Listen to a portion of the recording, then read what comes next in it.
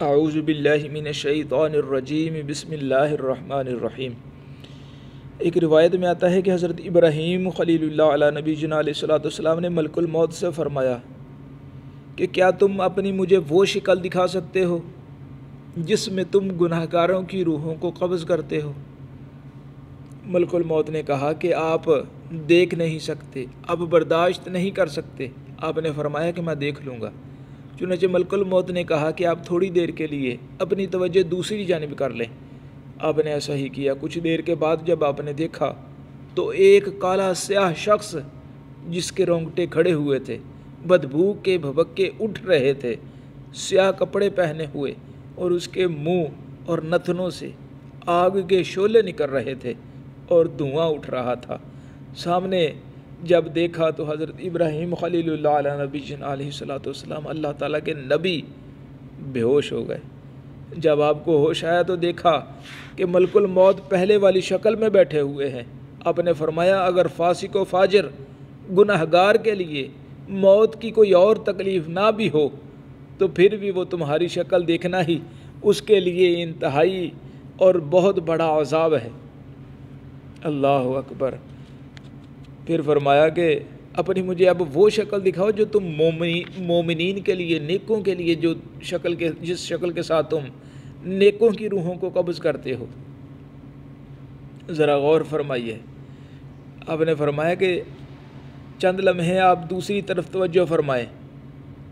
جب دوبارہ آپ نے جب دوبارہ دوسری نظر سے جب حضرت ملک الموت کو دیکھا تو آپ کیا دیکھتے ہیں کہ آپ کو انتہائی خوبصورت نوجوان نظر آیا جس کے چہرے پر نور برس رہا تھا، لباس انتہائی پاکیزہ پہنے اور اس سے خوشبو کی لپٹیں اٹھ رہی تھیں۔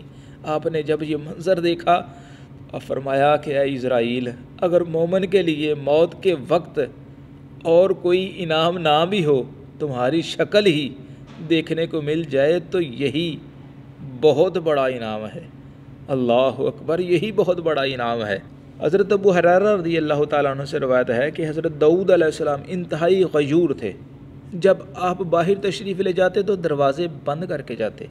ایک روز آپ گھر کے دروازے بند کر کے باہر تشریف لے گئے۔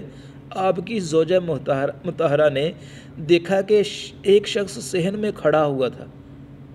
انہوں نے کہا پتہ نہیں یہ اس کو کس نے اندر داخل ہونے دیا؟ اگر داؤد علیہ السلام آ گئے اور انہوں نے دیکھ لیا تو ان کو ضرور دکھ ہوگا۔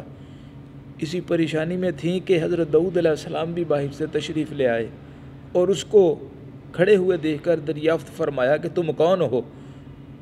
اس نے کہا میں وہ ہوں جو بادشاہوں سے بھی خوف نہیں کھاتا اور نہ ہی میری راہ میں کوئی رکاوٹ آتی ہے۔ حضرت داؤد علیہ السلام یہ سن کر خاموش ہو گئے اور فرمایا یقیناً تم ملک الموت ہی ہو۔ اللہ اکبر۔ حضرت عیسیٰ علیہ السلام ایک دفعہ حضرت عیسیٰ علیہ السلام ایک انسانی کھوپڑی کے پاس سے گزرے اور پاؤں کی ٹھوکر سے پوچھا کہ تم کون ہو؟ اس کھوپڑی نے کہا اے اللہ کے نبی، اے روح اللہ، میں فلاں زمانے کا بادشاہ ہوں۔ میں تخت پر بیٹھا ہوا تھا، میرے سر پر شاہی تاج تھا، میرے ارد گرد لشکر تھا جن پر میرا حکم چلتا تھا۔ جب ملک الموت آیا تو میرا جسم میری روح سے علیحدہ ہو گیا، پھر جان رخصت ہو گئی اور دہشت چھا گئی۔ یہ وہ حادثہ ہے جو ہر ایک کو پیش آئے گا۔ انبیاء کرام نے بھی نزاع کی سختی کو بیان فرمایا ہے کہ اگر ملک الموت کی صورت کوئی خواب میں بھی، جس صورت میں گناہ گاروں کی روحوں کو وہ قبض کرتا ہے، خواب میں بھی دیکھ لے تو باقی زندگی اس کے لیے گزارنا بہت مشکل ہو جائے، اور اس کا کیا حال ہوگا جو موت کی شدت کے وقت اس قدر خوفناک شکل کو دیکھتا ہے۔ حضرت وہب بن منبع رحمۃ اللہ تعالی علیہ آپ سے روایت ہے کہ ہمیں یہ روایت پہنچی ہے کہ جب بھی کوئی شخص مرتا ہے تو وہ مرنے سے پہلے نامہ اعمال لکھنے والے فرشتوں کو دیکھتا ہے۔ اگر وہ شخص نیک ہوتا ہے تو وہ فرشتے کہتے ہیں کہ اللہ تعالیٰ تجھے ہماری طرف سے جزائے خیر دے، تو نے ہمیں بہت سی بہترین مجالس میں بٹھایا اور بہت ہی نیک کام لکھنے کو دیے۔ اور اگر مرنے والا گناہ گار ہوتا ہے تو وہ کہتے ہیں کہ اللہ تعالیٰ تجھے ہماری طرف سے جزائے خیر نہ دے، تو نے بہت ہی بری مجلس میں ہمیں بٹھلایا اور گناہوں اور نازیبا گفتگو سننے پر مجبور کیا، اللہ تعالیٰ تجھے بہتر جزا نہ دے۔ اس وقت انسان کی آنکھیں کھلی کی کھلی رہ جاتی ہیں اور وہ کسی چیز کو نہیں دیکھ پاتا سوائے اللہ تعالیٰ کے فرشتوں کے۔ تیسری مصیبت گناہ گاروں کا دوزخ میں اپنے ٹھکانے کو دیکھنا اور وہاں جانے سے پہلے ہی بے حد خوف زدہ ہو جانا۔ اس وقت وہ عالم نزاع میں ہوتا ہے، اس کے جسمانی اعضاء ڈھیلے پڑ جاتے ہیں اور اس کی روح نکلنے کو تیار ہوتی ہے، لیکن وہ ملک الموت کی آواز سنے بغیر نہیں نکل سکتی۔ وہ آواز یا تو یہ کہہ رہی ہوتی ہے کہ اے اللہ کے دشمن، تمہیں دوزخ کی بشارت ہو، یا پھر یہ کہ اللہ تعالیٰ کے ولی تجھے جنت کی بشارت ہو۔ یہی وجہ ہے کہ اہل عقل اور دانش موت کے وقت سے ڈرتے رہتے ہیں۔ اللہ تعالیٰ ہم سب پہ رحم فرمائے۔ حضور سرکار مدینہ علیہ الصلوۃ والسلام کا ارشاد ہے کہ تم میں سے کوئی بھی شخص دنیا سے اس وقت تک نہیں جا سکتا جب تک کہ وہ جنت یا دوزخ میں اپنا ٹھکانہ نہ دیکھ لے۔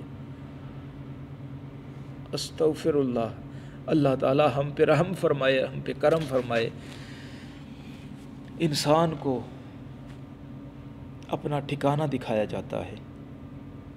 ہم تو بہت گناہ گار ہیں، ہم تو بڑے سیاکار ہیں، ہم تو بس اللہ تعالیٰ کی رحمت کے طلبگار ہیں۔ اللہ تعالیٰ ہمیں اپنا ٹھکانہ اپنی رحمت دے، اللہ تعالیٰ ہم پہ سایہ اپنی رحمت کا کرے، اللہ تعالیٰ ہمیں نیکوں کے ساتھ بیٹھنے کی اور نیکوں کے ساتھ ہی اٹھنے کی، نیکوں کے ساتھ ہی زندگی گزارنے کی اللہ تعالیٰ ہمیں توفیق عطا فرمائے۔ آمین برحمتک یا ارحم الراحمین۔